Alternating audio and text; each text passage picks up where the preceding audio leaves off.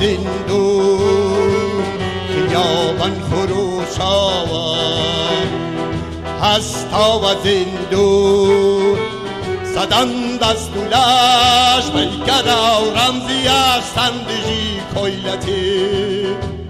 خیابان سنگر خیابان سنگر شدی خیت فنگو سری پل اندیش شدی خیت فنگو سری پل اندیش بزار چکونش بدایلم بزار چکونش بدایلم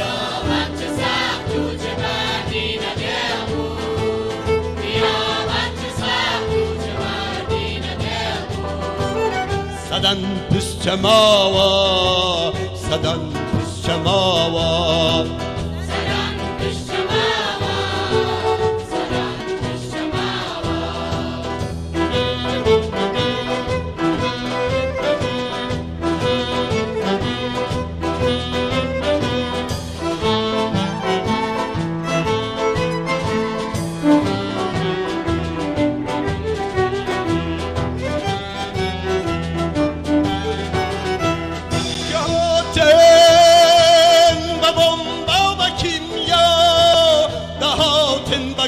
سنگرو خاکی جنگ آوردا گهاتن و ماشین و پوتین دهاتن بگش سنگرو خاکی جنگ آوردا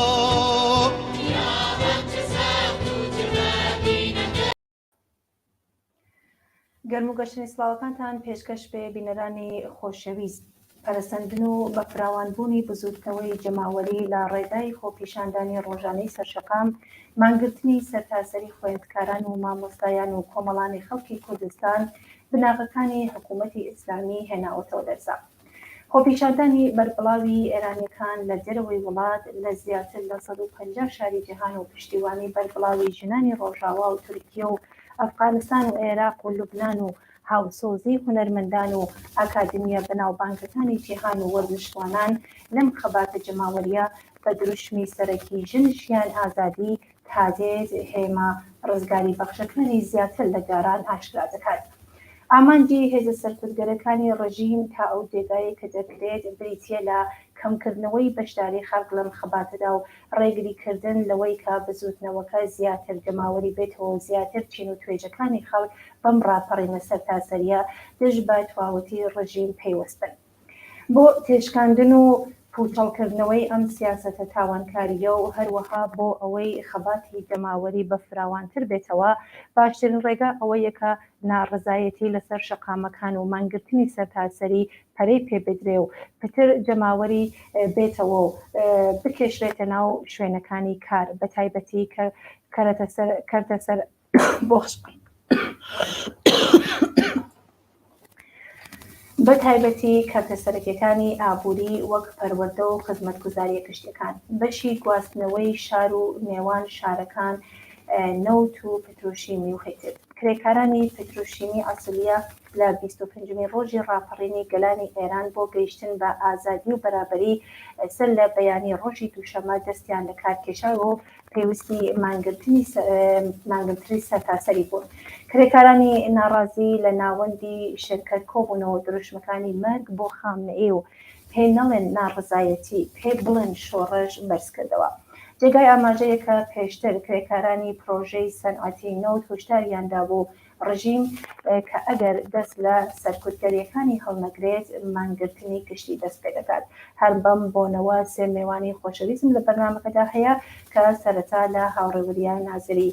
دەست پێ دەکەم. هاوڕێوەریە زۆر بەخێربی. زۆر سپاس. هاوڕێوەریە هەر وەک ئاگادارن ئەمڕۆ کرێکارانی ئەسەلۆیە پێویست بوون بەم ناڕزایەتیە نەزەری ئەوە لە مۆرد ئەم پێویستبوونە لە مۆردەم حرەکەتە چییە و چەندە ئەتوانێت پێویستبوونی کرێکاران بەم خۆپیشاندانە بەم ناڕزایەتیە مفید بێ بۆ ئێدامە و گسترشی ئەم ناڕزایەتیانە. ئەوەی کە لە خەبەرە پارتیەکانی چاهات تەنها هین ئەسەلویە نییە هێنی ئەبەدان ئابادانە خوڕەمشەهرە بوشێرەوە بدانم ئەلبەتیتە هاوڕێکاوان خەبەرەکان بە دقەتە گەڕنێتەوە کارخانەیەکی لولەسازی ئەگەر لەبێ ماوێ یانێ ئاوایە فقط ئەسەلویە بوون بە پێشنگ لەم بارەوە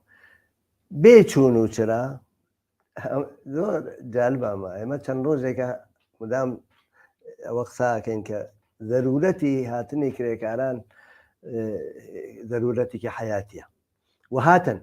ئازا هاتن یانێ من خۆم تەسەوەرم ناکرد ئەم سرعەتە ئەزانم هەموو شتێ سەریعە ئێمە تەجروبەی چون ساڵ 57 مانەس وا نەبوو زۆر کند بوو بەومانە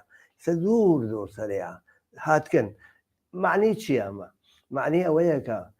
مبارزەی موجود مبارزەیەکی جەوهەرەن سوسیالیستیە جەوهەرەن زدی سەرمایە و ئەم کرێکارانە ئەوە نیشانەدەن هەن لە کوێنەیە هەن لە نین لە سنعاتێکا خۆتۆ مەسەڵەن کەوش بێ لیباس بێ پارچە بێ نامچی بێ بڕۆن لە چینا بیتێنن بێرنی نەفتە و پەترۆشیمیە و کرێکارانێکی زۆر پایەی و ئەوانە بەنابەرین بە باوەڕی من ئەهەمیەتی حیاتیان هەیە و هیوادارین و من تەسەورم وایە مەسەلە هیواش نییە بەڕاستی تەسەورم وایە زوو پەیرەوی لێکریە ساڵی 57 دوای جمعی ڕەش بە ئیسڵاح لە ئاخری شەهری وەرا ڕوویدا کرێکارانی نەفت پەلاشگای نەفتی تاران بە ڕەهبەری زیندەیات لە واقع خەسرۆشاهی وەختی هاتنە مەیدان یەکسەرە سەریع یەکسەرە هەموو بەشی نەفت نەتەنیا بەشی نەفت بەڵکە هێنی گرتیەوە باقی کرێکارەکان یانێ وەختی تو تواشای تاران بین تاران و کەرەجەکەی دادێ قەدیمەت دادێ جەدیدەت هەمووی کارخانن هەموویان فۆری سەریع کومیتەیە سالیان تشکیلدا کە هەمان کومیتەیە چاپ هەمووی بوون بە شۆرای کاریگەری و زۆربەی ئەوانە بەڕاستی لەژێر نفوس کۆمونیستەکان و چەپەکانی ئەو دۆرە بوون بەنابەرین من هەمیەتێکی زۆر زۆر بۆ هاتنی ئەم کرێکارانە قایلم ئیمڕۆ بەحسێکی ڕەفیق ستار ڕەحمانی لە دیمانەیەکی زۆر دەوڵەمەندە کردی بەحسێکی ئاوەردە بەرەو بۆ من خۆم چەند ڕاکێشەرە ئەویچەوەیە کە ئەم مبارزاتە وەختی تواشاکەی زۆر لە جنبشی کارگەریشتی وەرگرتووە تەشەکولگەلێکیان تحلیلە نەتوانین بژین هەمویان تەشەکولیانە هەمویان ڕاهبەریانت و ئەوانە ئولگوەکان لە کرێکاران وەرگرتووە و ئیسا ئەمان دووبارە نفوزیان تەئسیریان کردگەتە سەر کرێکاران و ئەم جارە کرێکارانێکە لەم حەدای کە مەرگ بەر دیکتاتور وشتیان نادا پێشتر 25 ملیۆن تمان حەداقەل دەستموند لە مانگ و زیاتر پەیمانکار نەمێنێ حراست قدرەتی نەمێنێ لە منتەقا ئیمنی محیتی کار یعنی تا بە دەرەجاتێک ئازادی زیندانی سیاسی متالباتی بەرەوهین بوو بەرەو سیاسی بوو وەڵامی تە یەکسەرە بووگە بە سیاسی بەنابەرین ئەمە تەحوڵێکی زۆر گەورەیە بە نەزەر من ئەهەمیەتی فرێت هاوڕێ وەریا ئەحمەدی بەخێر بێن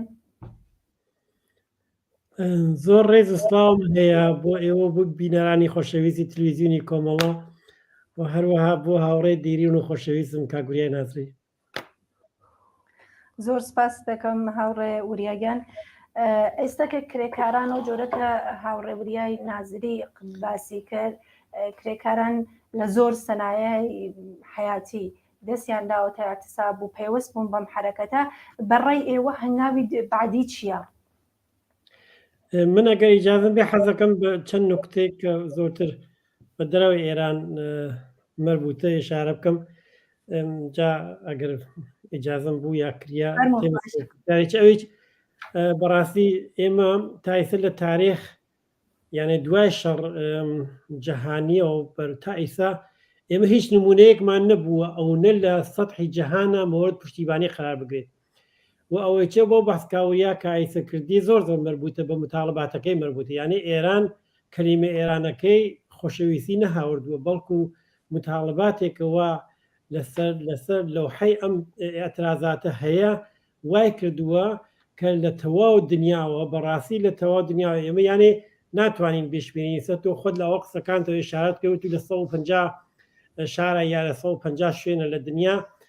ئەوە زۆرتر لەوەیە کە ئێمە بە 150 شوێن بیناسیین بەڕاستی قابل شمارش نییە من ئەتوانم بە دڵاواڵایی و بێژم کە بە پانایی دنیا پشتیوانی هەیە لەم حرەکەتە کە ئەسڵ نمونەی نەبوو یانێ ویتنام ئەو شەڕە ئەو عانەوامی ویتنام بوو ئەو گشتە تاسیرات جەهانی بوو ئەو نە حرەکەتە پشتیوانی لە ویتنام وەسیع نەبوو بەڕاستی و یا لە ماخریا لەو مەسەن ڕۆژاوا مەسەلە بوو ڕۆژاوا لە ناو سوسیالیستەکان و چەپەکان و کۆمونیستەکان دنیا لە خەرە مۆرد یا جەناحای چەپ مەسەن پارلەمانی وڵاتەکانە تا حدودێت مۆرد پشتیوانی قەراری گرت وەلی ئەم مەسەلەی ئێرانە بەتایبەت مەسەلەیەکی ژن و کەلیمەی ژن و حقوق ژن ئەسڵەن تەنیا مربوط بە ئێران نییە خۆی بۆ خۆی ئەمە لە تەواو دنیا خودی ژنەکان وەفعالینێ کە خەریک بۆ دنیاکی ئازاد و بەرابەر تێکۆشن لەسەد دنیا ئەم مەسەلە بە مەسەلەی خۆیان نەزانن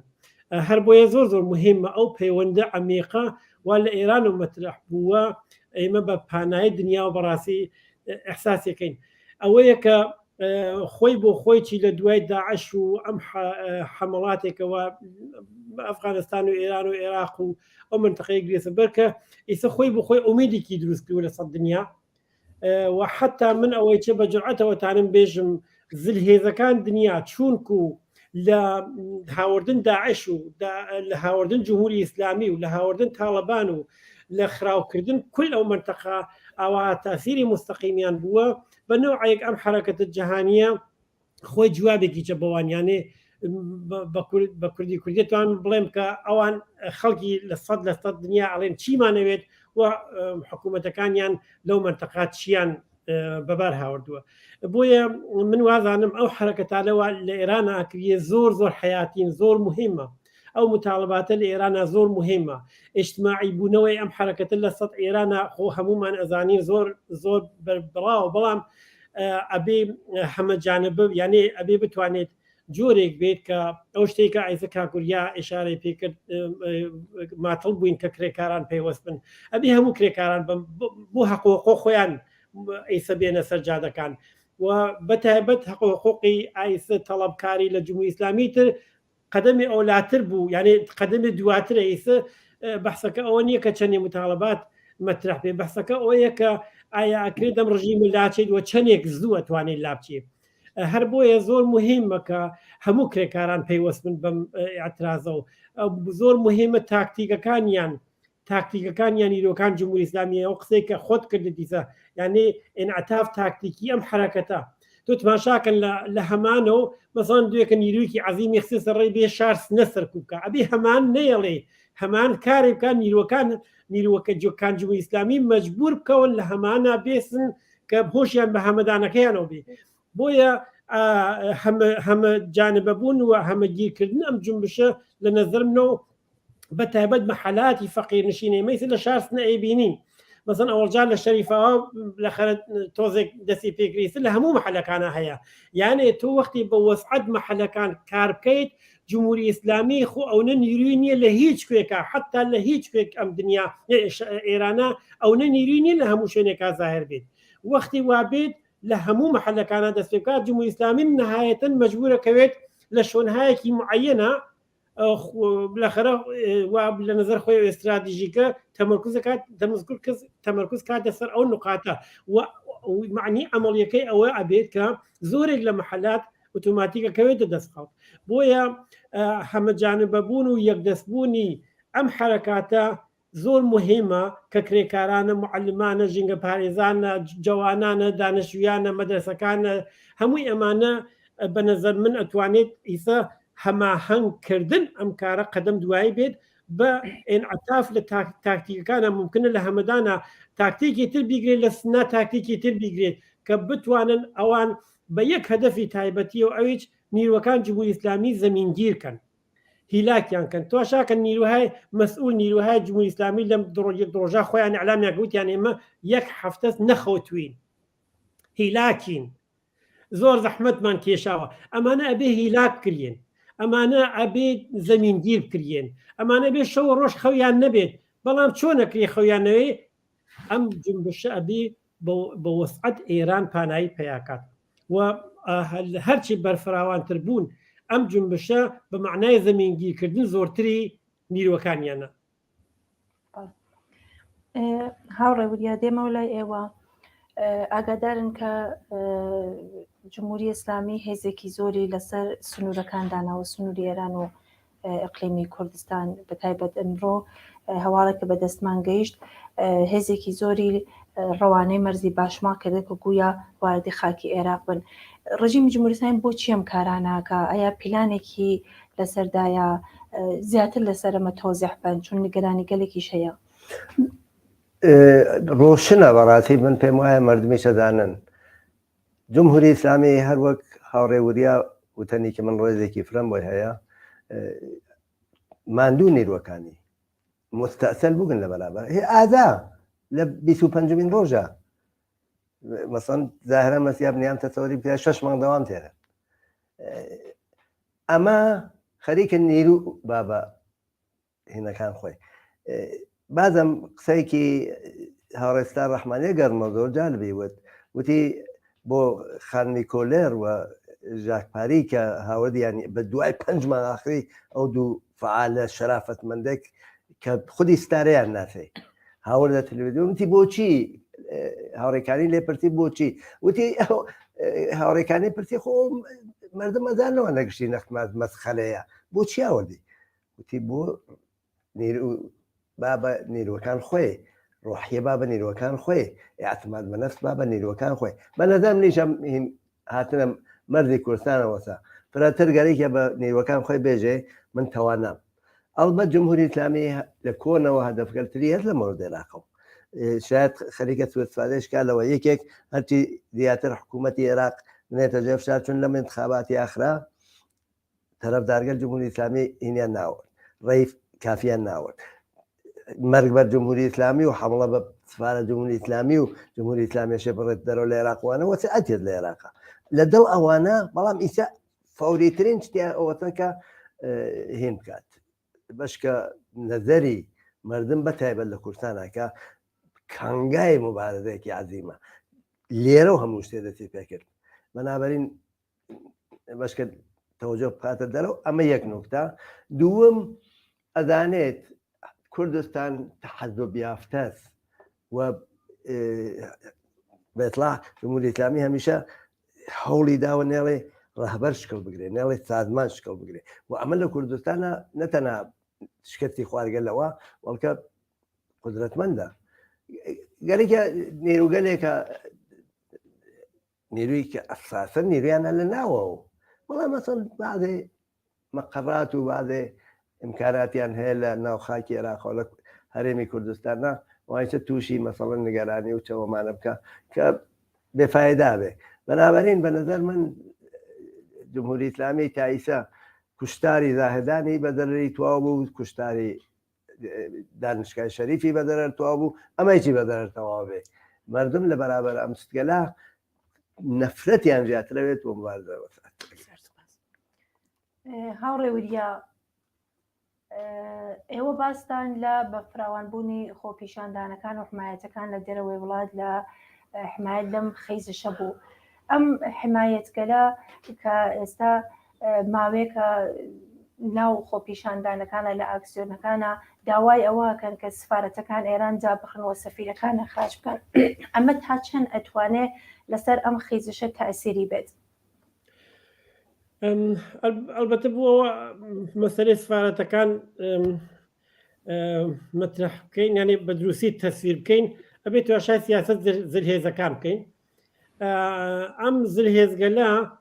هێشتا سیاسەتیان ئێمڕۆ تەنبیهی جمهوری ئیسلامیە نەک گۆڕاندنی بەڵام بە نەزەر من لە ئەوروپا تۆزێک بەهاتنە عانەی حەمید نیوری و دوای ئەوە ئەم جنبشە عەزیمە و ئایسە لە ئێرانە سوورەتی گرگە تۆزێک متەزەزل بوون لەو سەتحاکە مەسەڵەن هیچ کام لە حکوومەتەکان نین کە لە سەد پارلەمانەکەیانە بە شقڵێکی ڕەسمی جەلسەی ڕەسمیان نەگرت بێت و لەسەر مۆزوع قسەیان نەکرد بێت و خودی مۆزوعگیری ئەحزابێکە هەر لە ناو پارلەمانەکانیانە بوو بە باعیسەوەی کە فشارێک بەسەر سیاست حکوومەتە ڕسمیەکانیانەوە حتا زۆرێکیان لە ناو وەکو ئومور خارجەکانیانەوە بە تایبەت ئەوانیانەوە ژنن هاتوون ئێزهار نەزەریان کردووە بە حاڵ دفاعیان کردو لەم جمش ئێرانە لە لەندەنە ئێمە شاهد بووین مەسەڵەن حمڵەیان کرد بە سفارەتەکە هێشتیان حتا تا مەسەڵەن تا بڕن ناو ڕاڕەوشتەکەی لە ئالمانە مەسەڵەن ئیجازەیاندا بە معتەرەزین کە سیم خاردار دەور سفارەتەکە بشکێنن ئەمە لە ئالمانە تایسەر لە هیچ بۆ هیچ سفارەتێک تەنیا بۆ ئێران نا بۆ هیچ سفارەتێک بەتۆر کولی ممکن نەبووە من قسەی دەوران شاو بەر لە دەوران شاو کنفراسیۆن دانیشتوویەوانە ناکەم قسەی ئەم 30 ساڵ دواییاکەم کە تا ئیسە مطلقاً شتی وا موجود نەبووە ئەوەی کە ئیسە ئاوا تا حدودێک شلی ئەەکەن ئەو سفارەتەکان ئەمە بە نەزەر من بە متاڵباتی نەخودی مردم ئێران و نەمعتەرەزین مربوط نییە بە سیاست خۆیان مربوطە بەڵام معتەرەزین لە هەموو شوێنێکە داوای بەستن سفارەتەکان ئەکەن بەڕاستی من لە تەزاوراتە نمبینیوە داوای نەکەن وەلی ئەم تەزاورات گەلی چکە لە دەرەوەی وڵات سوورەتەگرێت تەنیا تەزاورات نییە مەسەڵەن یعنی ئەنوا و ئەقسام شێوەی پشتیبانی هەیە لە جەلساتی سادەی ئێتحادیای کرێکاریە و بگرە لا لە ناو تا لە ناو مترۆکانەوە تا مەسەڵەن لە ئیسکای قەتارەکانەوە بە هێن عکس مەسا ژینای ئەمینیە و مەسەڵەن هێنەکانیان ئەعلامەکەن بەنامەی قەتارەکانیان ئەعلامەکەن لە فرەی لە تەبلیغاتەکانە ناو ژینا و عکس ژینا مەسەڵەن نووسیا کارخانەی گەورە گەورە مەسەڵەن تەبلیغاتەکەن لە ناو شارەکانە تابلوهای زل گەورە هەن ئەو تابلوگە لە مەسەڵەن بە نورێک گەورە و تەبلیغاتەکەن عکس مەسەڵەن لە زۆر شوێنە عکس مەسا تێرن و ئەیبەن هەموو ئێمانە بوو بە باعیس فشارێک بەسەر دەوڵەتەکانیەوە من عەرزم کرد لە ئەوە قسەکانمەوە کە ئەم خاست و متاڵباتەوە لە ئێرانە مەترحەوێت خاست و متاڵباتێک کە بە ژیان ئیمڕۆی ئاحادی موجود دنیا مربوطە یعنی مەسئلەی ژنی مەسئلەیەکی جەهانیە ژنێکە لە فنلەندا دانیشتووە خەریا لە ئوسترالیا یا لە کانادا یا لە ئێرانە بالاخره نقطه مشترکی کیانست کە هێشتا دنیا دنیایکی بێڕەحم و نابەرابەرە لە مقابل ژنەوە هەر بۆیە مەسئلەی ژن مەسئلەی کرێکار مەسئلەی خاست و متاڵبات دموکراتیک حقوق ئینسان الان ئێمە دوای مەسەڵەن ڕوخاندن بلوک شەرق ئیتر شاهد ڕیزش و شکاندن حرمەت و کەرامەت حقوقی ئینسان بووگین حقوقی لە ناو حکوومەتەکانە زۆر چت کە بەدەست هات بوو لە نظر حقوقی و تا ئیسا ئەم 32 ساڵ ڕابردوو هەلدیان داوە ئەمە مردم ئەیبینن و ئەم حرەکەتەی کە لە ئێران و دەستی پێ کردووە ئینتهاکەی بازم بێرەوە مربوطە کە حقوق ئینسان دووبارە مەترح حکاتەوە حقوق ژن دووبارە مەترح حکاتەوە حقوق بەتەور کولی جامعەیەکی ئینسانی و مدرن مەترح حکاتەوە لەبەر ئەوە بن کەلیمەی سفارەتەکەی ئەگەر بینینە ناو پەرانتزێکەوە کە لە نظر منەوە مهمە بیان وەسن وەلی بەوە کەوتووە کە ئەمانە چەندێ خۆیان تازە تەحفشاری جەگە قرار بگرن شاید نەیەکەن چون بۆ زۆر سیاسەتەکان خۆیان لە وڵاتەکان خۆیانە تەحفشار قرارە گرن و خۆمان نەزانین حتا بە جمهوری ئیسلامی چەوە ئەگەر تواشایەکەی ئینعتافیان زۆرە تا ئەو دینەکەی خۆیان تەحفشار قرارە دەن و لەخڕ شێوەیەک و شێوەیەک ڕێگەیەک پەیاکەن بینە دەرەوە بەنابەرین ئەوەی کە فشاریان بۆ بریت بەشێکیان ولی ئەوەی کە چەندێک قەت ئومیدکەن لەم دەوڵەتە بەشێتریە ئەمە لێرە بە نەزەر من تەزەزولیان تێکرد حداقل لە سیاست ئەوروپا ئەو تەزەزولە هەیە کە ئایا ئەم حکوومەتە ئەمێنی ئایا نامێنی و بەڕاستی زۆرێک لە سیاست بەدارەکانیان نەزەریانەوەیە کە تۆ چیەکەی دو چیناکەی مهمی ئەو نامێنێ ئەبێ بە فکرێ بکەینەوە بۆ داهاتوی خۆمان ئەمە ئەسڵ شتێکە کە ئەتوانێت داهاتوی سفارەتەکانی هیچ مەترەکە من مثلا لە سەد ئالمانە ئەزانم مەسەلە مەترحە حتا لە ناو بوندستاگ یا پارلەمان ئالمانە لە محافلی مثلا محافلێک لە ئەحزاب هەن ئەو محافلە لە ئەحزاب مثلا بە ناو حقوق بەشەر و کارەکەن مثلا دو نەفەر وەکو من مثلا نژم دعوەتەکەن دانیشتن لە تکیا قساکەن دێنا مەسەلەی سفارەت داهاتوو مەترحە بارها مەترح بووە بەخەر سفارەت داهاتوو چی پێتی ئایام ڕژیم ئەمێنی ئایم ڕژیمە نامێنێ ئەوان لەوە ئاوەها لە فافێکە خەریکە مەسەرگە لە مەترحەکەن ولی لە حاڵ سیاست ماکرۆیان تایسە هەر سیاستێکە کە حفظی جمهوری ئیسلامی بە تایبەت تەنبیهکردنی جمهوری ئیسلامیە نەک گۆڕاندنی. زۆر سپاس. هاوڕێ وریا زۆر جارێمە وتمانە مانگرتنیش نوعێک لە ئاعترازە بەس ئێستا لە ئێرانە چەندین نوع ئاعترازێ لەوە کە چنە سەربانەکان شوعاران یا مثلا شوعار نوویسیەکان ئەمانە هەر هەموو هەیە بەس شتێکە بۆ من زۆر بەرچاو بوو ئەوە کە لەلایەکەوە خەڵک لەسەر شەقامە خۆ پیشاندانەکەن تەقییان لێکردن ئەکوژرن بازداشەکەن لەلایەکیشەوە کەسەبە و بازاریەکانن کە دوکان و هینەکانیان داخستووە ئەمە نیشانەی چییە ئێمە بەرەو کێ ئەچین ئەوە نیشانەیەوەیە بالاخرە بازاڕی ئەتوانین تەقسیمیان کەین بە دوو بەش یەکێ بورژوازی گەورەیەتە کەوانە هەموو پشتیبان جمهوری ئیسلامی بووبن یەکێ ئەوانەیان هەانتیاکە بژین وردە بورژوای بالاخرە متەوەسط یا حتا ممکنە مرەفەهیش بن ئەوە نیشانەیە وەسە کە ئەوانیش ئومیدیان قەت بووگە لە جمهوری ئیسلامی چون جمهوری ئیسلامی هیچ وەخت نەبوو بە حکوومەتێکە زەمینە خۆشکات بوو ئەوە سەرمایە خصوصی بە تایبەت لە ئێرانە ڕشت بکە بەڵکە بەرعکس سوپای پاسداران هات زۆرمانە ئەی دروست کرد بۆ ڕشتی سەرمایە خصوصی من خەریکم مەنافع ئێوان باسەکەم خۆ مخالفیان مەڵبەتە وەلێ وەختێ دییان کارێکیان کردگە لە بەرابەر ئەمریکا کە قدرەتمەندترین هێشتا حکوومەتی سەرمایه‌داری دنیاە لە بەرابەر ئوروپا یەکێ لە قدرەتمەندەکانە بلۆکە ئوروپا لە بەرابەر هەموو ئەمانە وێساگە بەنابەرین ئیجازیان نەدا بڕۆنە ناو سەرمایە جەهانی ئیجازیان نا لە سیستم بانگی استفادە بکەن بەنابەرین حتی واردەکەن ئەبێ دۆر بنەوە جێ قاچاق بێرن هەمووانە بە نەف سەرمایە بێسڵا سپاتەوە بووە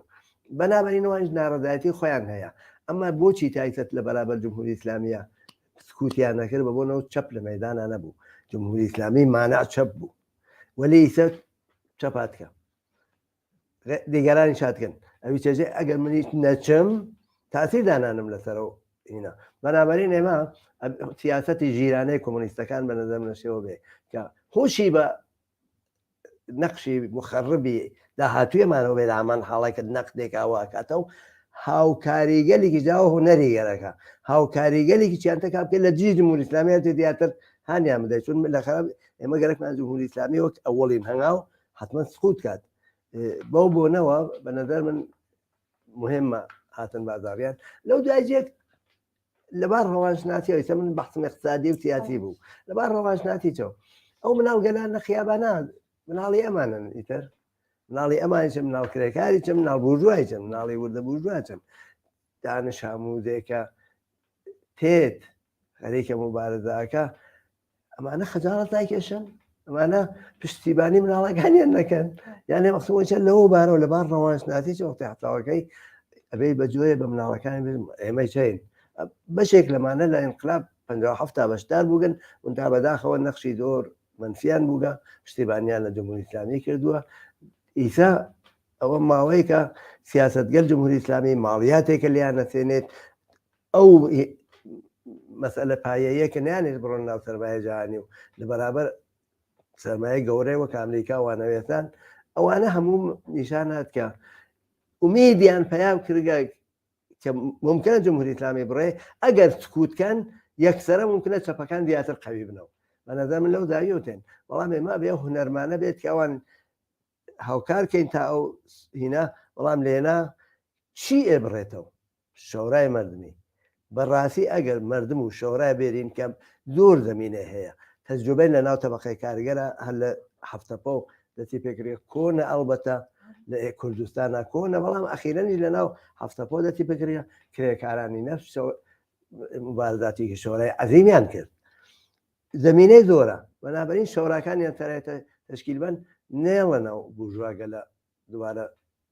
بن بە مەیداندار و یەک شتیش هەیە هاوڕێ وەریا ئەحمەدی بە دروستی هێژێت دەوڵەتەکان مەنافعێکیان هەیە لە حفظی ئەم دەوڵەتە مەنافعێکیان هەیە لە ئەوای کاگە ڕووی پشت کێ بگرن ئەبێ پشت بازاڕی بگرن ئەبێ پشت ساحە و سەرمایە خصوصی مدرن بگرن ئەبێ ئەو نیروگەلە وەک ئیسلاح تەڵەبی دەوڵەتی و دەسڵاتی گەلەوەوانە پشتەوانە بگرن بەشکە بیکەن بە بەدیلێ یعنی ئەم مەجموعە ئەوانی هاوڕگە مێدان بەنابەرین مەسئلەیەکی پێچیدەیە سادە نییە و ئێمە ئەبێ لە هەمان حاڵەکە هۆشمانە بە هەموو شتێکە و نیگەرانیش نەبێ. هاوڕێ وریا بە نەزەرێوە ئەمە خەیزشێکی خۆجوش بوو یا خەیزشەکە کە جارای ڕاهبەریە لە نظر منەوەم خێزشە هەر ئیدامەی انقلاب 57 بالاخره مردم هەڵسوکەوتێک زۆر یاد بووە هەزار دانە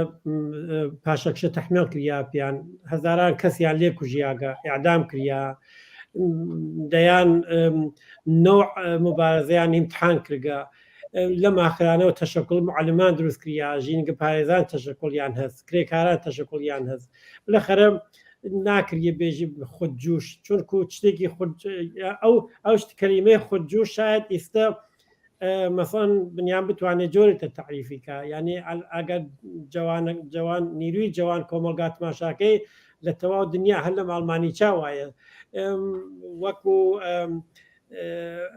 وەکو حاڵەتێکی نامەرئی هەیە لەبەرەوە دنیای دیژیتال وای کردووە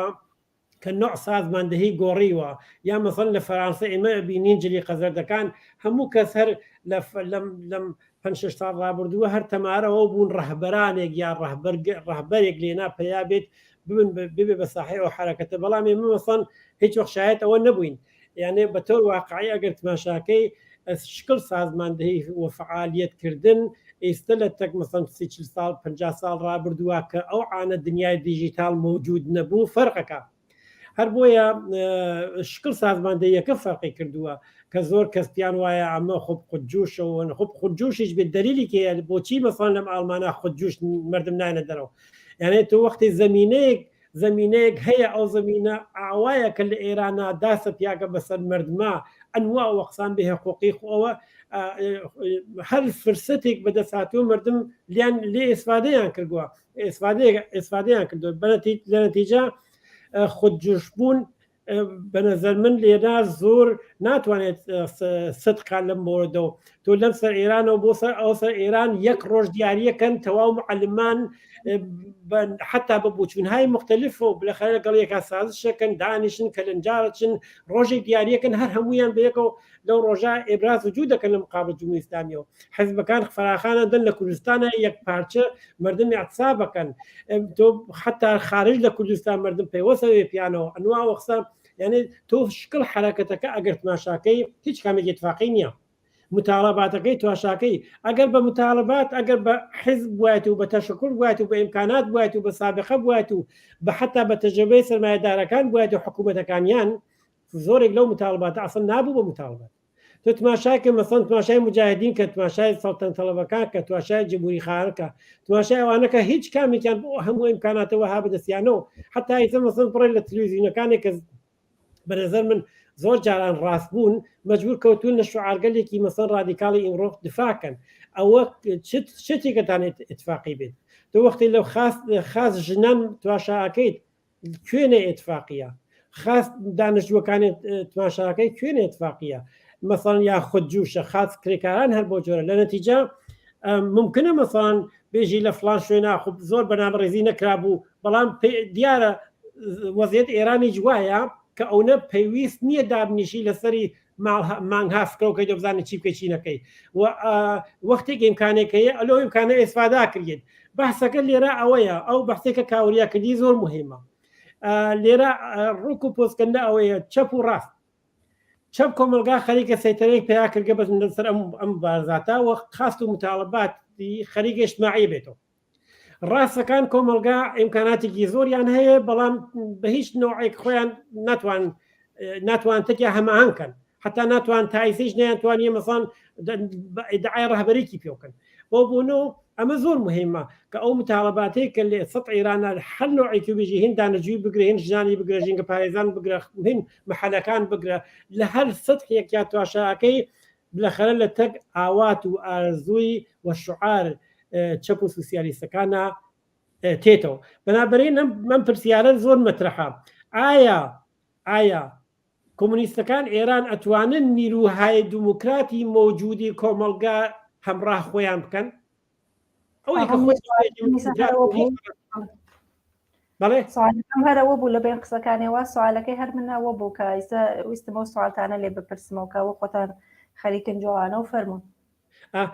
ئایا ئەمە پرسیارێکی بەنەزەم هێنێکی تاریخیە. ئایا کۆمونیستەکان توانن بەو شتێکە کاگوریاوتی بە نیشاندانن عقڵ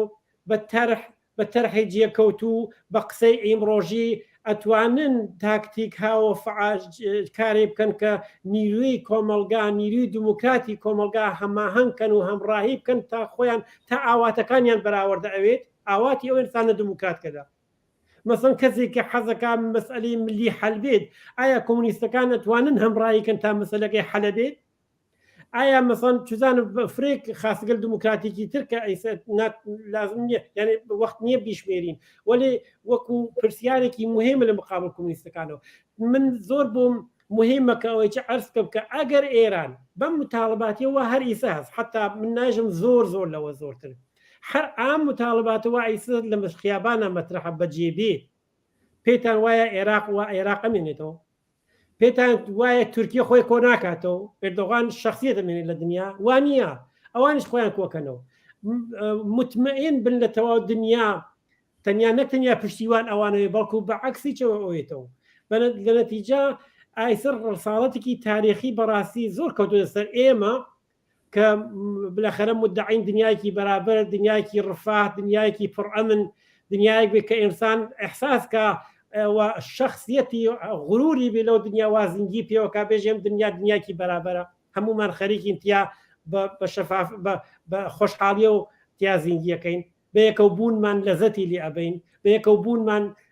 نیشان نمونەی افتخارمانە. ئایا ئەتوانێت دنیاکی بۆ جۆرە ئێمە دنیای بەوامانە گردووەتە بەر وەکو شعار وەکو تەر تایسێش وەکو کاوریاوتی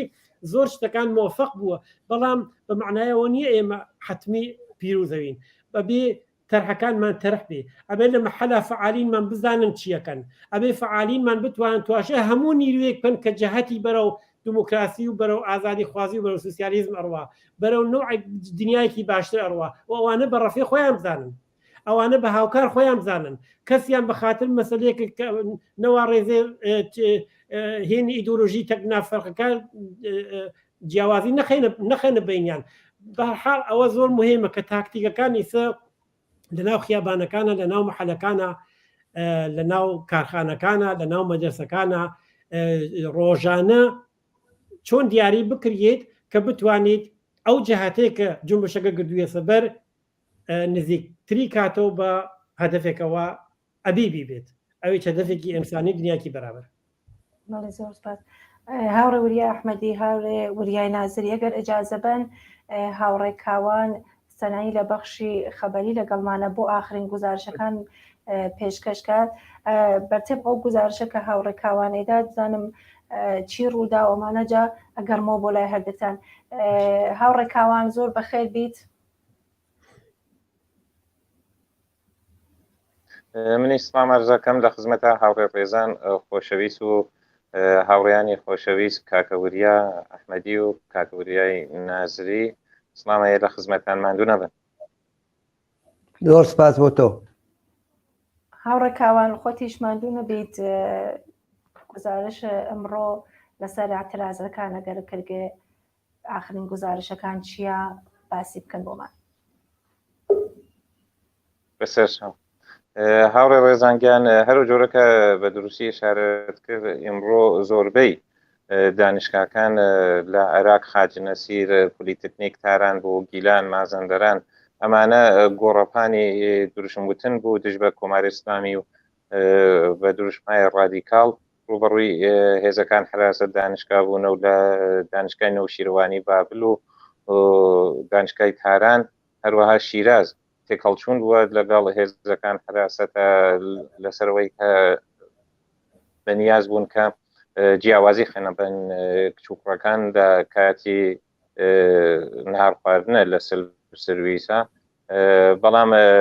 بەتایبەت لە دانیشگاکانی شماڵ ئێرانە دانیشتوەکان بڕیاریاندا لە هەموو شتێ منعیانیان کردە حتا تەنانەت زروف یەکبار مەسرۆف پشتیشیان پێنان بەڵام بڕیاریاندا ئێمە بەوانە کۆڵ ناین لەسەر داخوازیەکان خۆمان پێداگیریەکەین. ئەمشەو زۆرێک لە شارەکان خەڵک خۆپێشاندانیان بەڕێوە بردا لە مەڵایر لە دێهگولان کە هەر لە سەر لە ئێوارە و دەسی پێ کردووە هێزێکی زۆری بردووە ناو شارەکە بەڵام تێکەڵچوون بووە حتا هەر لە دەمە و ئێوارە قوتابیانی مەدرسە کە هاتوونەتە دەرەوە هێزانیەکان هێرشیان کردوتە سەریان لاو یان مێر منداڵ بەسڵاح دەست بەسەر کران لەلایەن هێزانیەکانەوە لە شار سەقز هەر بۆ جۆرە لە شار سنە شاریان ئەوە بۆ مدیر مەدرسەکان کە ئەجازەنان ماوەی کلاسەکان درێژکەنەوە حتا نمرەکانیان خاندان و ناڕزایەتیەکانە بەشداری بکەن هەروەها هێرشیان کردێتە سەر مەدرسە بە گازی فرمێسکڕێژ لە دوو مەدرسە لە شار سنە هاوڕێ ڕێزان گوێتمە منە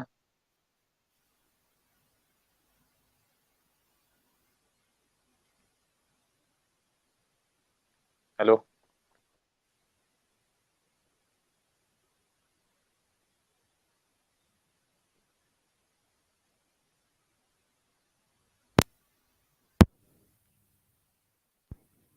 هاوڕێ ڕێزان دەنگی منە بیسم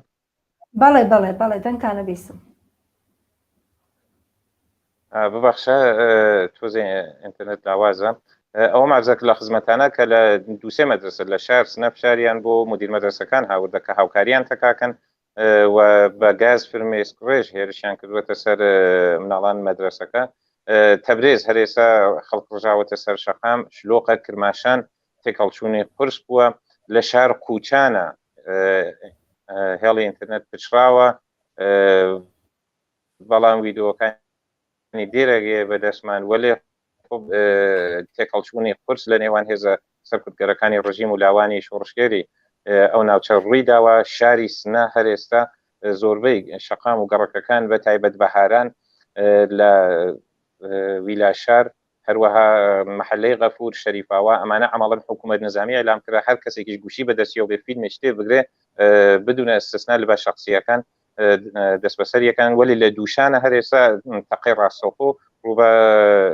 خەڵکی ناڕازی هەیە و هیوادارین خەڵکی شاری سنە بچن بە یارمەتی خەڵکی دووشان لە شاری بانە خەڵک دەستیان پێکرد و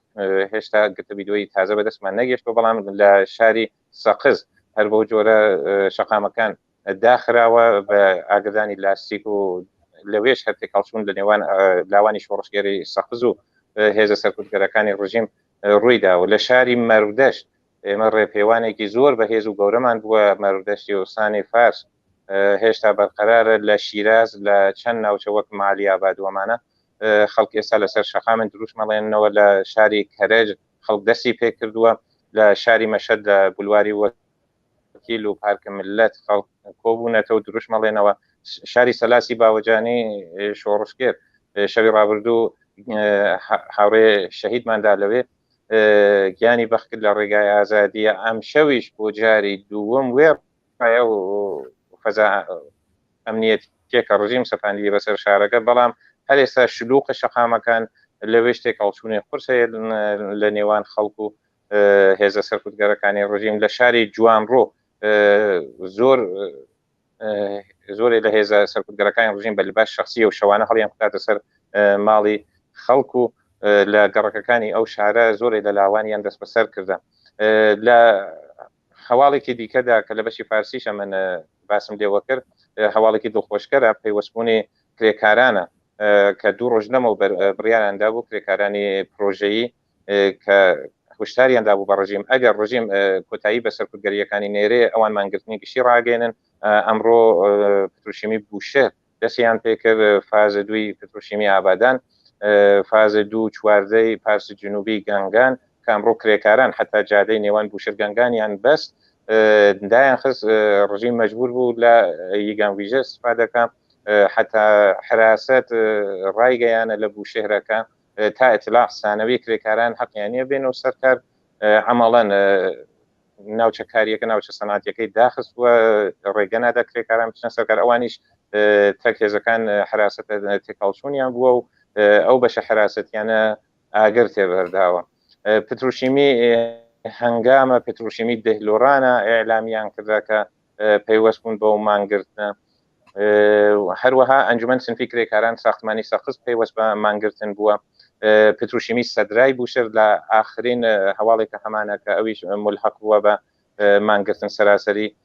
کارخانەی سوولە سازی قایمسازان علیاباد کە توولە کە ڕایان گەیاندە تا داخوازیەکان جێبەجێ نەکرێ ئێمە دەست لە مانگرتن هەڵ ناگرین هەروەها کامیۆنداران لە ئوستانی ئیسفەهان ڕایان گەیاندووە بە تەواوی کامیۆنەرانی سەراسەری تویانە بۆ ئەوەی کە پەیوەست بن ئێستا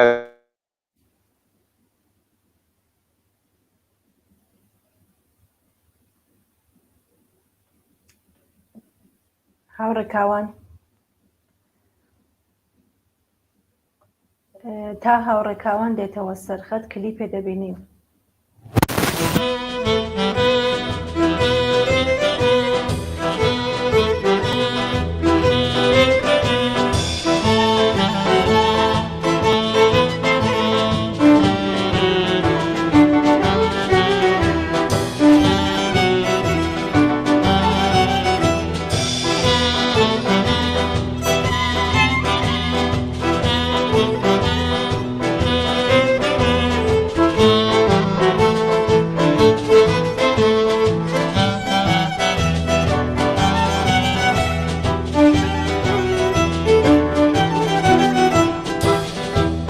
خیابان خروشاوا هستا و زندون خیابان خروشاوا هستا و زندون صدان دستولش بلگرا رمزیش سندجی کویلتی خیابان سنگر خیابان سنگر شدی خیت فنگو سری پل اندیش شدی خیت فنگو هاوڕێکاوان پەیوەندیمان بەرقرار بە یەکەوە. هاوڕێکاوان دەنگ بنەبیسن.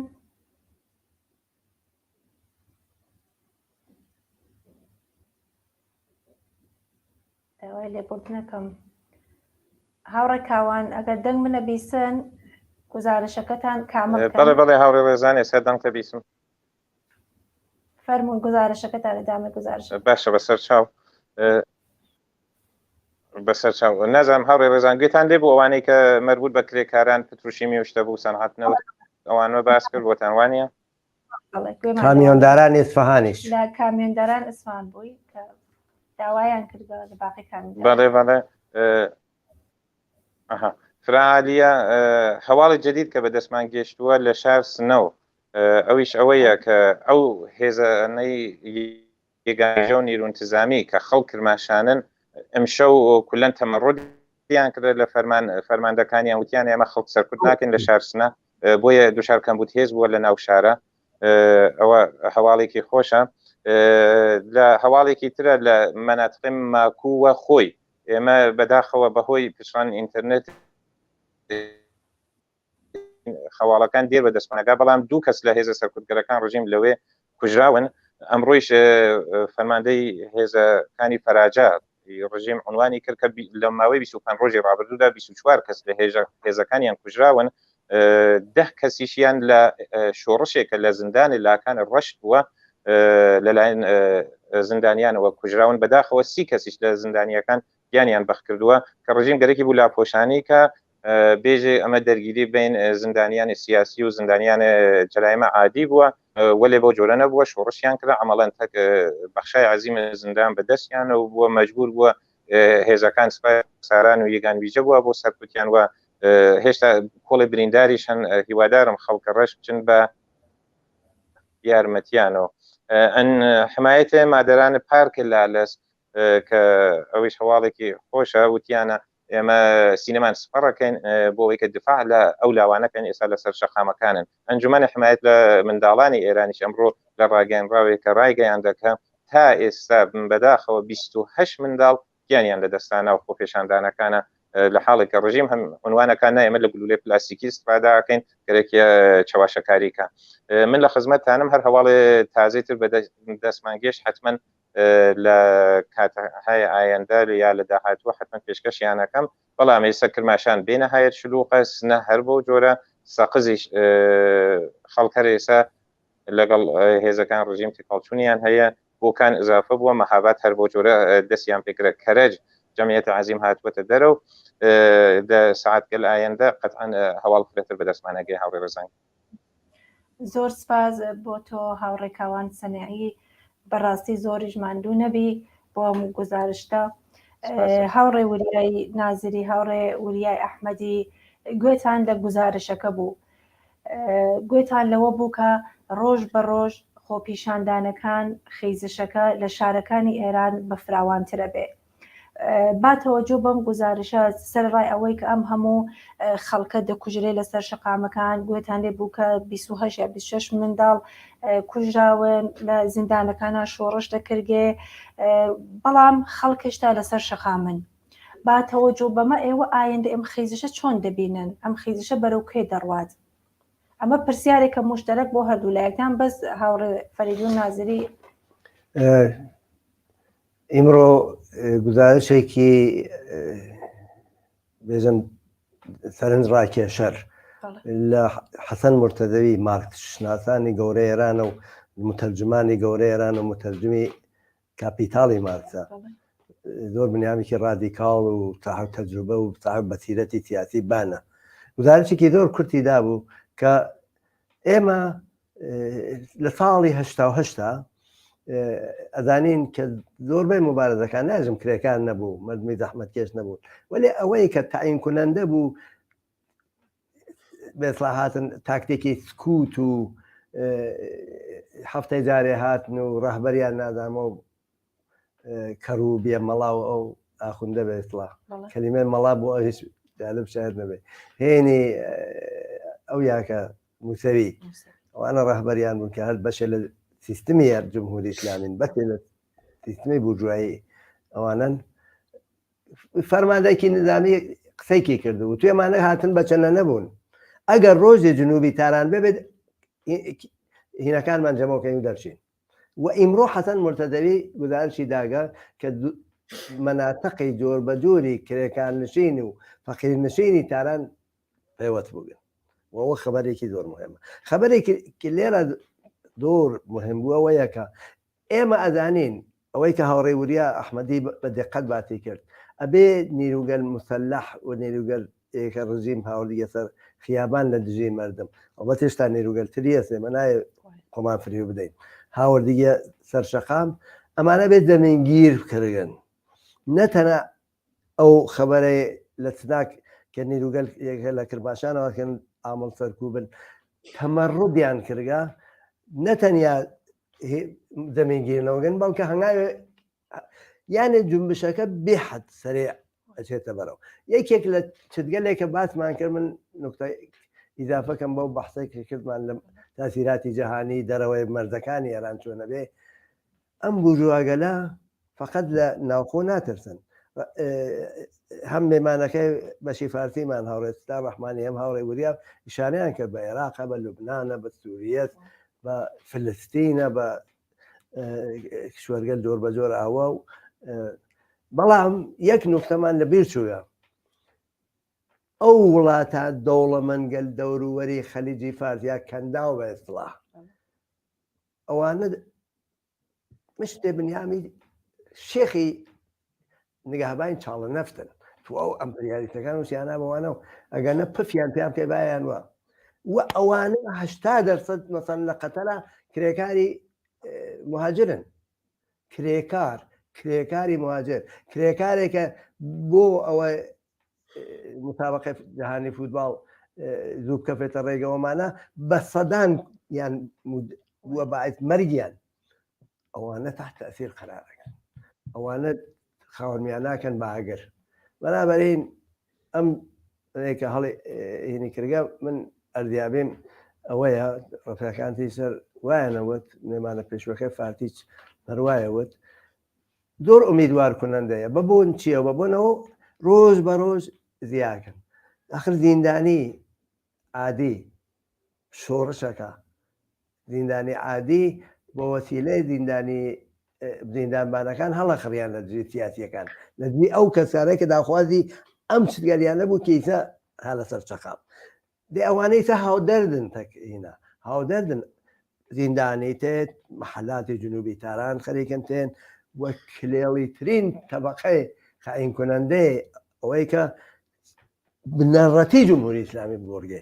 دەوڵەتی بورژوایی تێک بچێ دەوڵەتی کرێکاری و مردمی زەحمەتکێش دێتە سەرکار گەورەترین دموکراسی لێنادا بردێ بەڵام نێڵێنی تر استثمار و استثمارگەر و چاوتێنەر و ئەوانە بمێننەوە نەبە فیزیکی لەوێنیان بۆی ئیمکانی چەوتانەوەیان لێ بچێنی ما بێنە ئەوانی بێن ناوشۆراکان بێن ژیان بکەن بۆمانە بەنابەرین بە نەزەری من هەموو شتێ نیشانەدا کە ئەم بدوتنەوە ئەم ئاخێزە کە ڕوو بە ئینقلاب یا حتا بووگە بە ئینقلاب ئەمانە ئایندەیەکی زۆر مهم هێنە بێ بەڵام یەک شتێکە هاوڕێوریە ئیشارە پێکرد الان سەرمایە لە دنیا وەضعیەتی توشت بحرانێکی عەزیمە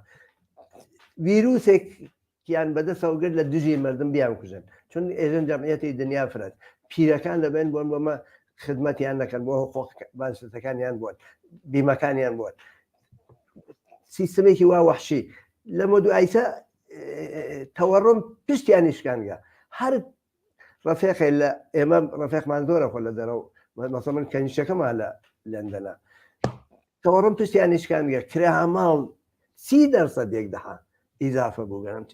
فەرمایە وەضعیەتێکی پیا کردووە کە سەر لە خۆیان شێوی ئاگە شەڕێکیان لە ئوکراینە نیان خۆیان نازان چی لێ بکەن خەریکن دەور چینیان داگە بەشکە ئەو شەڕە لە دەوروەر چینی چا دروستکەن بۆ چین دەریای جنوبی چین لە دەستی هین دەربێرن فیلیپین و نازام ژاپۆن و چەوچە لە دژی چین دنیایان شێوانگە مهمتر لە گشتی یان لەسەر زەوین خەریکن نابوو دەکەن ژینگە محیتی زیست ئەو مردمە تاثیری ئەم مبارزە قەرارەگرن بە نەزەری من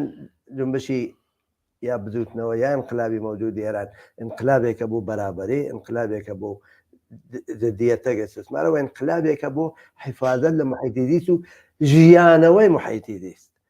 هەموو ئەمانە جەهانیە وە زەمینە هەیە من زۆر زۆر بەم پیریمەوە زۆر ئەنەرژیم گرتووە خۆشحاڵ هاوڕێوریایەوە فەرموون من نێژم ئەگەر نازانم دەنگم تێت یا منێژم ئەگەر تواشای نیروەکان جمهوری ئیسلامی بکەین ڕۆحیاتیان تواشا بکەین ئەگەر تواشای ڕێبەرەکانیان بکەین ئەگەر تواشای تەرحگەرێکەوە ئەی تێرن بۆ ئیجرا تواشای بکەین بەڕاستی هەر هەمووی حتا موافق و مخالفەکانیان وەختی بەیەکەوە قساکەن هەر هەموویان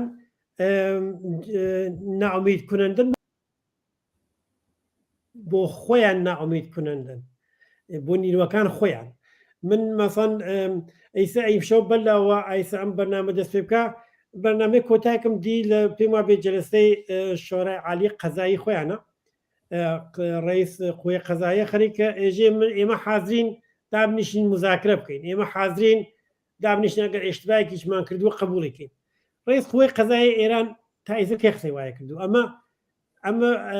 ئەوە کەی ئومیدەدا بە نیروەکانیان لەم لاوە خۆیان دانێکیان تێت ئێژێ 5,000 کەس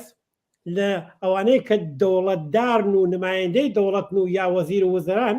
ناڵەکانیان هەن لە دەرەوەی ئێران ئەوە مەسەن ئەوە کەسانێکن ئەمانە ئەوی دەدەن بە نیروەکانیان ناتوان نیرو بدەن بە ئومید بن بە نیروەکانیان بە لەحاز سیاسی وەرشکستن بە لەحاز اقتصادی وەرشکستن بە هەموو لەحازێکەوە لەحاز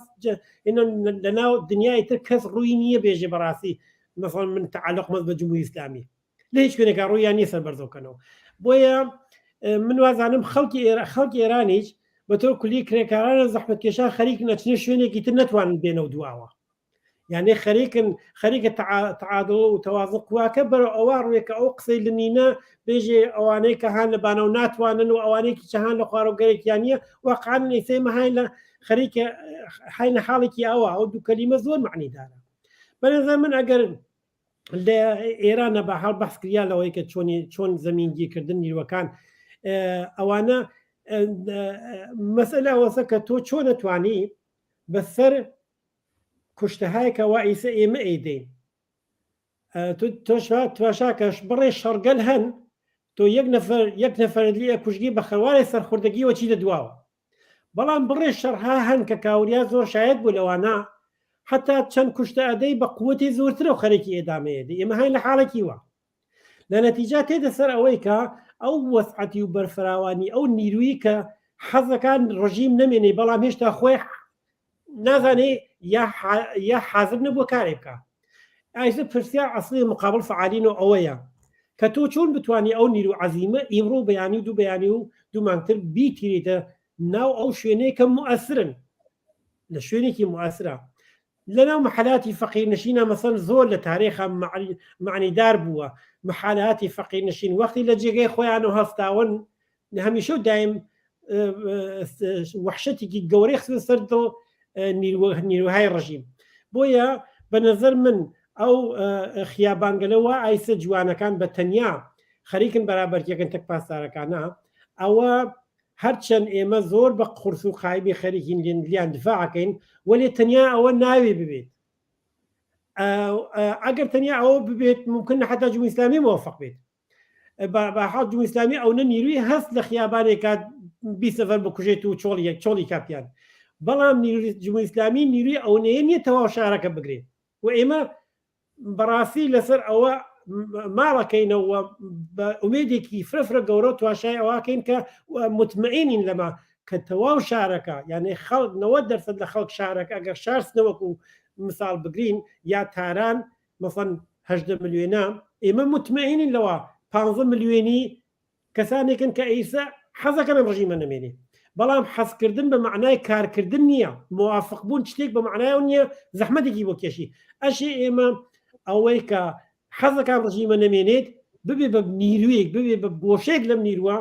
و چۆنیەتی ئەمە بە ئیجرا دەراوردنی هونەر فعالینە لە محەلا کە هیوادارم ئەو چاوە پڕئومیدەوە لە تەواو دنیاوە تواشایەکەن و بە حەق تواشایەکەن هەموو من کەس نەبووە بەڕاستی کەس نەبووە حیتەی ارتباطات شخصی هەر ئینسانێک زۆر نییە وەلی لە حیتەی ارتباطاتێکەوە من هەمیشە دایمە پرسیاراکەن لێمان ئەژن بێژی ئێران ئومیدێک لە دنیا دووبارە زین و کاتەوە ئایا چەپەکان ئێران کەسانێک هەن کە بتوانن نیروی مەوجود لە ئێرانە هەماهەنگ و هاوکار بکەنە هاوکار خۆیان و دنیاکی باشتر دروستکەن و ئێمە لە تەکیانە دنیاکی باشتر تەرسیم بکەین بۆ خۆمان یعنی واقعان پرسیارهایەکە ئەخلاقی نینەمانە پرسیارهایەکە کە لە ئارەزوهای قوڵی ئینسانهایەکی وەسیع لەم دنیاوە سەرچاوکاگرێتەوە کە هیوادارم هەر بۆ شێوە ئێدامە پێیاکات وەسعەت پێیاکات و ئێمە لە سەد جەهانیە بتوانین پشتیوانێکی زۆرتر جەمە بکەینەوە و مطمئنم کە دنیاکی ڕۆشن ها لە بەرپای هەموو زەحمەتکێش و کەسانێکە کە حقوقیان تا ئیسل بەپا لێکراوە. هاوڕێوریا و پرسیارگەلەکە هاوڕێوریا ئەحمەدی کردی ئەگە بتانەوێ جوابی بدەنەوە جوابێکی بۆ بێت مشاخەتی کرد بۆم نەنا مشاخصی نەکرد بەس چەند پرسیاری کرد کە ئایا ئەتوانێ ئەم خیزەشە ئایا ئەتوانێ هێنە ئومیدێک بێت بۆ جەهانیان کە ڕژیمە ڕوخەیە بۆ باقی وڵاتەکان یەکێکی ئەوەی وت زۆرێک لە جەمعیەت هێشتا نهاتوون ئایا تاینەوانە کێشین تێخۆەوە هەموو شتێ نیشانات خەریکەوانە تێن یێواشێواش ئەس قەدا وەختێ حزبی ئێمە کۆمەڵە سازمانی کوردستانی حەز وتی اقتصابی عمومی نەتەناوەڵگی نەکەکە بووە بەعیز جەرەقەی گەورە بەڵکە دوومەکەی ڕاگەیان بعضە کەسیان وت مردمان لە خیابانە ئێوە خەریکن اقتصاب عمومی واکەن کە لە ماڵە دانیشتنەوە نفڕوانوە ئەس قەدا مردمێکان لە خیابانە گرێ خوا بەم اقتصابە و ئەمێ ئەقتصابە جێگە وإمكاندا بە ئەو بەشگەلە کە هێشتا ناتکەن وەک بازاڕی شتەوە یواش خۆت ئیشارەوە کراتن بێن هێشتا مردمێک کە بدانن نیروگەل ئێمە واردی مبارزەیەکی دوو دڕست بنتەک ڕژیم و کەشمەکەشێکی غێر لازم ڕژیماشتا پوختەگیەوە پەیدا نەبووە نێن لە ماڵ دانیشن بەڵام لەم ماوە نیشان درا جنبشی کوردستان جنبشی انقلابی کوردستان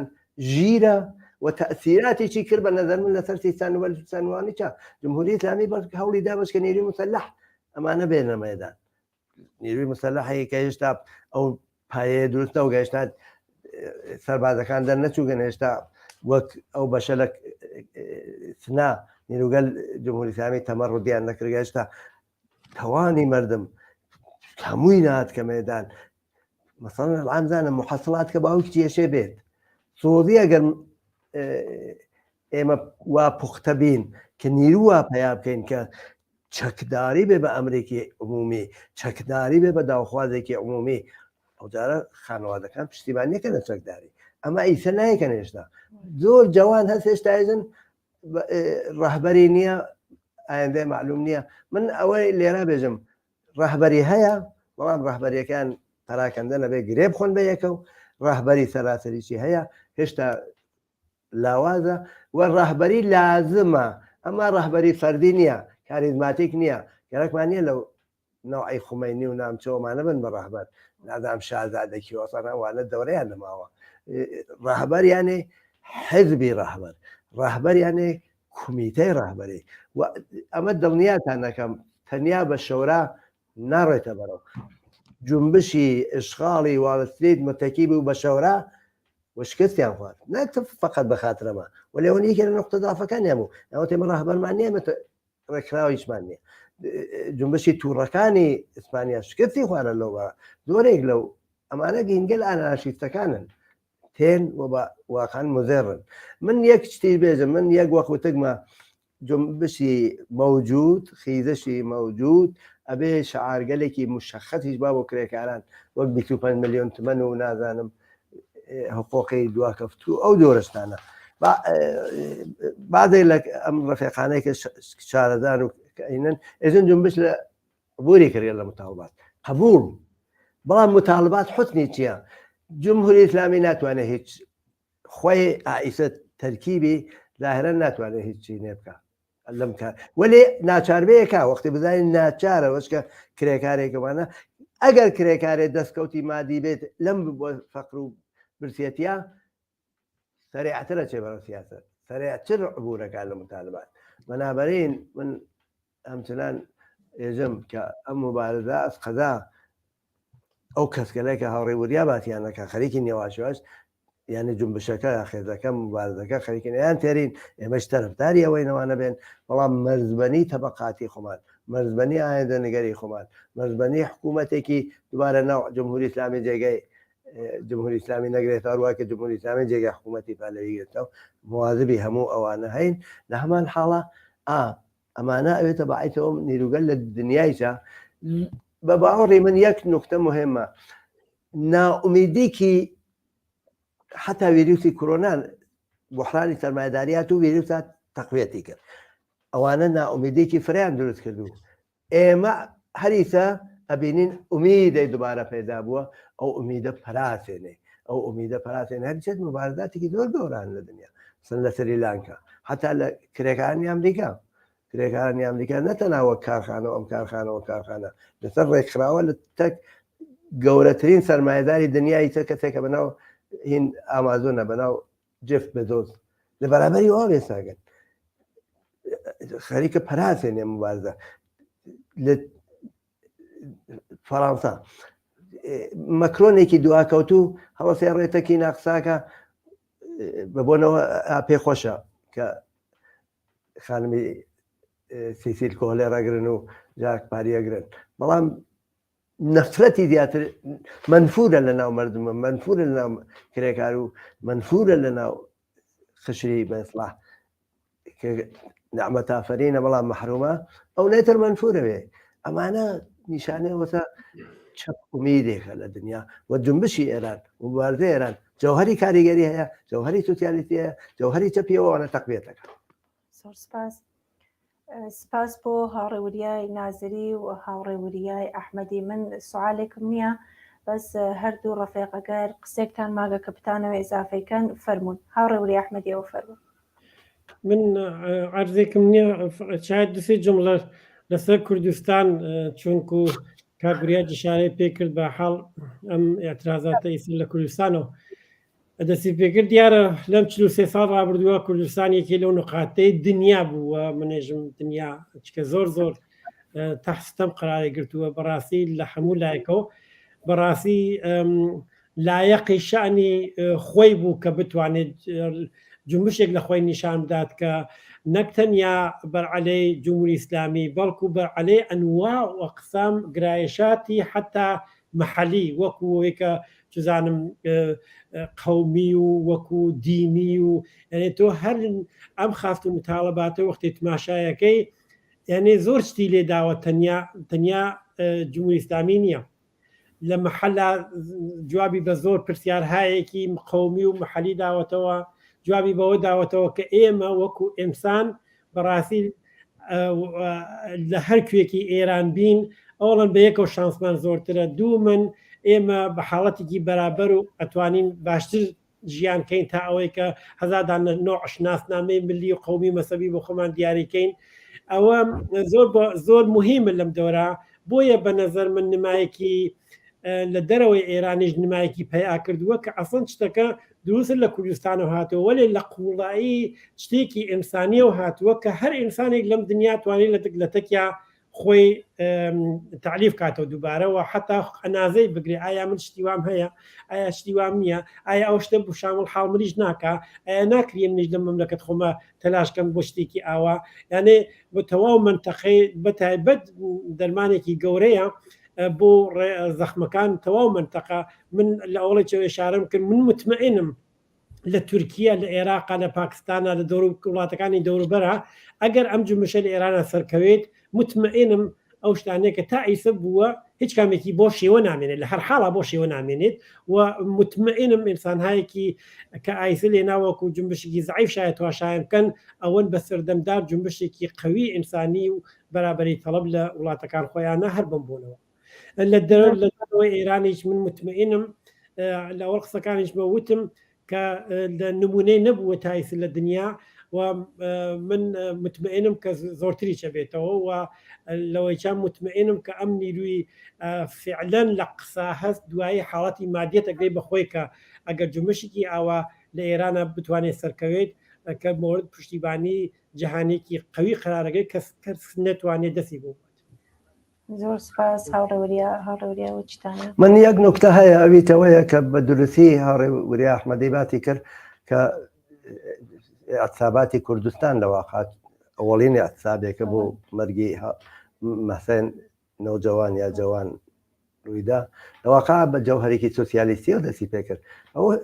هێنی ناوەندیە کەف نەشوێنێمە ئیسا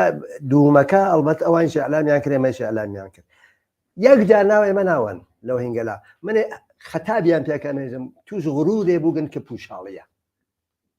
جنبشی سوسیالیستی لە کوردستانە قەویە ئێوەش ئەڵبەتە هەن ئێمە منکردنی بەڵێ بەڵێ ئەو غڕورە ئەو هینە و ناوبردن ناونەبردن لە ئێمەمانە پوچە پوشاڵیە ئێمە ئامادەی هاوکارین وەحدەت تە چەپاکەین بەڵام تەکەوانە ئامادەی هاوکارین ئەمە بۆچی ئەەکەین ئەوە نیێوان بێژین چون نیرویکی عجیبن لە ناوە خۆبەتە نیرویان هەیە بەڵام بەو بۆنەوە کە مردم وەحدەت تەڵەبن هەریکن دووە ئەو وەحدەت تەڵەبیە دێنەوە ئێمە زۆر ئەتماد بە نەفسمان لەوان زیاترە. زۆر سپاس بۆ دوو هاوڕێی عزیز و خۆشەویستم کاگوریای نازری و کاگوریای ئەحمەدی زۆر سپاس بۆ بەشداریتان لەم بەرنامەیە. زۆر سپاستانەکەم مادوو نەبن دەستان خۆش بێت. زۆر سپاسان دەکەم. بەڵێ عزیزان 4 هەفتە توندوتیژی حکوومەت کوشتنی نزیکەی 200 کەس لە کوردستان و بەلوچستان و باقی شوێنەکانی تری ئێران گرتنی بە هەزاران کەس لە خەڵکی ڕاپەڕی و نەتەنیا نەیتوانیوە ئاگری تووڕئی خەڵکدا بمرکێنێتەوە بەڵکو قەیران و ناڕزایەتیەکانی قوڵتر و بەرینتر کردوێتەوە. پێویستە پێکەوە خەبات بکەین و بڵێستەی شۆڕش لە دژی ڕژیمی کۆماری ئیسلامی داگرسێنین. دەبێت لێبراوانە بەردەوام بین لەسەر درێژەدان بە ڕێگاکەمان تا بەدی هاتنی ئامانجەکانمان و هەموو شەوەیەک ناوچە جۆرا و جۆرەکانی شار بکەینە گۆڕەپانی ڕاپەڕین لە دژی ئەم ڕژیمە خۆین ڕێژ و جنایەتکارە. بوونی هەر یەکێک لە ئێمە داهاتوومان مەسەوگەر دەکات. خەڵکی خەباتکار و مافخواز دەبێت دەرفەتەکان بۆ ئەنجامدانی ناڕزایەتی خۆپیشاندان لەدەست نەدەن و تا ڕووخانی ئەم دەسەڵاتە گەندەڵا ئاگری ڕاپەڕین هەروە بڵێسەدا بهێڵەوە. تا دیدارێکی دووبارە هەرشاد بن. دووشان سەنەندەج بە کوچەکان نەشۆنانە.